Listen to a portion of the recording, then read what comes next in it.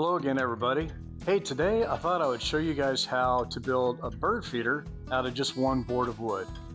And this one's a little bit unique in terms of how it'll be mounted. I'm building it for a client who lives in an apartment complex, and she's got an upper balcony. She's wanting to mount it on the rail, and we can't do any damage to the rail. So we'll have to come up with a system to mount it without creating any damage to the handrail. So let's get right into it. Okay, to start, here's a list of materials I'll use to build the bird feeder. First of all, a 1 by 8 by 8 foot Western red cedar board, Tight Bond waterproof glue, and that's the glue with the green label, 2 small hinges, they're 1.5 inch hinge size when they're open, and 1 sheet of plexiglass with a minimum size of 7.25 by 12 inches. The first thing I'll do is create a rough drawing of what I want the bird feeder to look like. I start by drawing a side view of the bird feeder body. The top angles will be 45-degree cuts. The bottom cuts will actually be 15 degrees, not the 10 degrees that I've written here. Next, I draw the roof panels. One side of the bird feeder will be a fixed panel. The other side will be hinged to allow filling of the bird feeder. Then I draw the base of the bird feeder. Note that I offset the bird feeder on the base so the bird feeder hangs out from the balcony rail it'll be mounted on. As birds feed, hopefully they will kick bird seed out to the outside of the balcony area. Now I'm drawing the mounting system of the bird feeder. I know that the top bar of the balcony rail is 1 9/16 wide by 3.5 inches tall, so I know this is the minimum dimension I need for my mounting system. I'll include angle brackets to make the mounts stronger. Plexiglass will be mounted at these locations so the customer can see when the feeder is getting low on seed.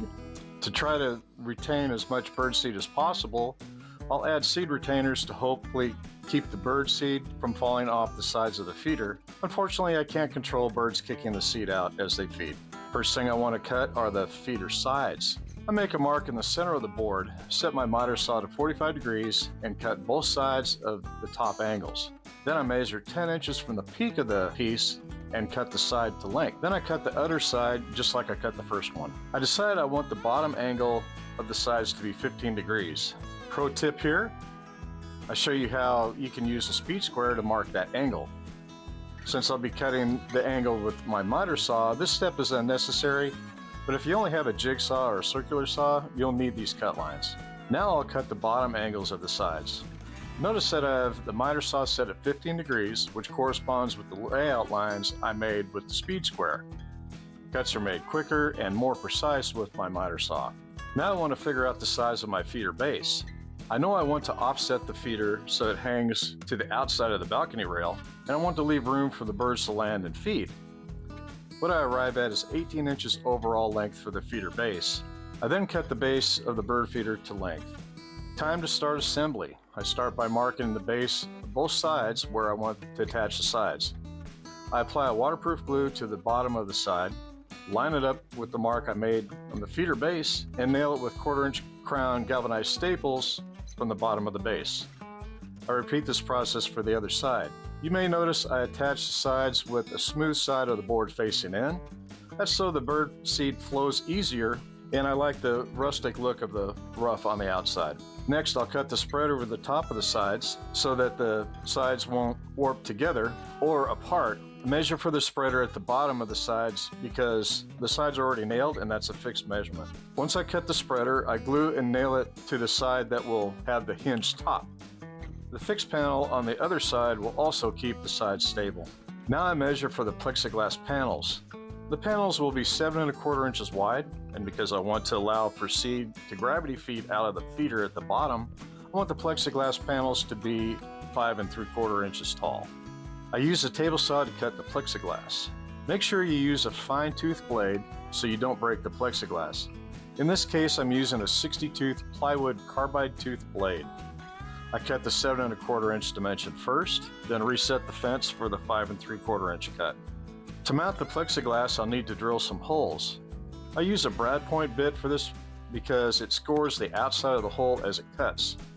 The first 2 holes go just fine, then the 3rd hole breaks out. I showed you this mistake because this can happen with thin plexiglass. Pro tip here, to help prevent breaking thin plexiglass when drilling, use a scrap piece of wood to hold down the plexiglass then drill through the wood and the plexiglass. This will usually keep the plexiglass from breaking when drilling holes, unless you're too close to the edge of the glass. Here I'm attaching the plexiglass to the feeder sides using flathead screws. I want to make sure I can replace the plexiglass in case it ever gets broken or scratched. Here's another pro tip.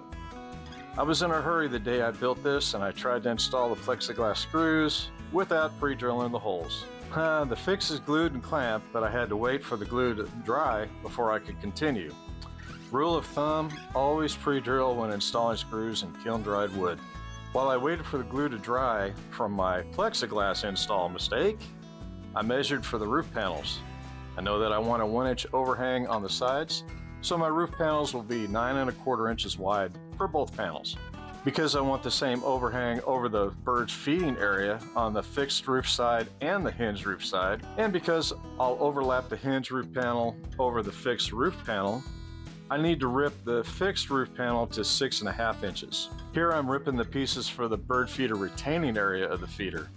These pieces are 3/4 inches by 3/4 inches. Note that the feed retaining pieces are the same height as the opening of the feeder dispenser gap at the bottom of the plexiglass. The feeder retainer pieces are cut at a 15-degree angle where they meet the sides of the feeder. You can make these sides any length you want. I chose to make these 3 inches to the long measurement of the 15-degree cut. Then I cut and install the end pieces of the feed retainer. I use glue and staples just like I did for the side pieces. Next, I install the fixed roof panel. Since I want a 1-inch side overhang, I mark one side of the panel at the top. Then I apply glue on the sides and the spreader I installed earlier. I line up the panel and use staples to nail it down. Note that I installed the fixed roof panel on the far side of the bird feeder. The hinged roof panel will face toward the balcony deck so the customer can fill the feeder with birdseed. Here I show how the hinge panel roof will line up with the fixed roof panel and how the hinges will be installed. Pro tip, I overlap the roof panels so that the screws that hold the hinges will be installed cross-grain in the hinge panel and in the fixed panel because of the orientation of the spreader under the fixed panel. Screws are less likely to pull out of the wood if installed cross-grain.